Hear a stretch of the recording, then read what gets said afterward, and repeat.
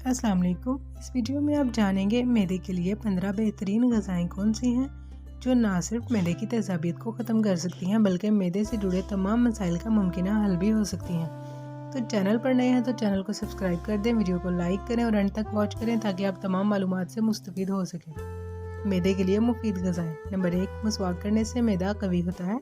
Number 2, शहद मैदा को साफ़ करके एतदाल में लाता है। नंबर 3, गाजर खाने से मैदा की तेज़ाबियत दूर होती है। नंबर 4, सेब मैदा को ताकत देकर दुरुस्त करता है। नंबर 5, केला खाने से मैदे की तेज़ाबियत में कमी आ जाती है। नंबर 6, अनार मैदा को कवी करता है जबकि तुर्श अनार यानी कि जो खट्टा अनार होता है वो मैदे की सोजिश के लिए मुफीद है।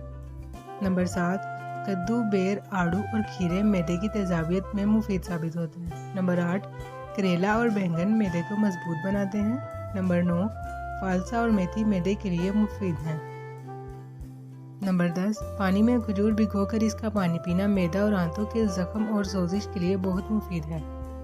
नंबर 11, गन्ने का रस मैदे के ज़ख्म दूर करने में मुफीद है।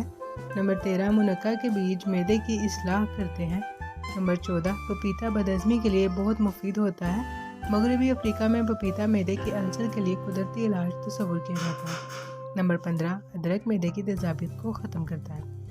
तो वीडियो को लाइक करें, चैनल को सब्सक्राइब कर दें। अल्लाह हाफिज़।